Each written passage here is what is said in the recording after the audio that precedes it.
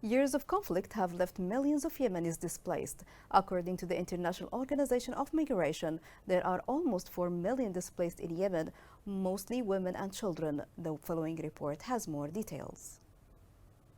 The war in Yemen has achieved nothing except for the increased suffering here in the city of Hais and Hodeidah Governorate, where the suffering of the displaced continues and they are still far from the attention of international organizations. Their only sin is that they fled their areas blazing with war, but they did not find in this city the right to displacement, safety, and shelter for themselves and their children. Families live in a tent made of pieces of fabric, showing the suffering of the war and the failure of humanitarian organizations, which are still conducting their transactions according to complex and boring assessments regarding the suffering of the displaced. Fears of the camp residents are growing about the outbreak of diseases and epidemics in the camp, which is inhabited by thousands of displaced families. Health facilities in displacement camps receive many patients daily, most of whom are children who have contracted dengue fever and malaria. In light of the absence of the role of organizations and concerned authorities to curb this unhealthy phenomenon that requires the allocation of rubbish bins to be disposed from time to time, as well as the drainage of sewage water inside the camp and other camps, which due to neglect may turn into hotbeds of diseases and epidemics. Continuous non-stop suffering faced by the simple displaced for not obtaining aid and the necessary needs, and manipulating them without delivering them to those who deserve it. So the question here remains how long the displaced will continue to be deprived of their guaranteed human rights, and to limit the recurrence of their suffering in the areas of displacement. Perhaps this call will be heard by those concerned and the people of human conscience,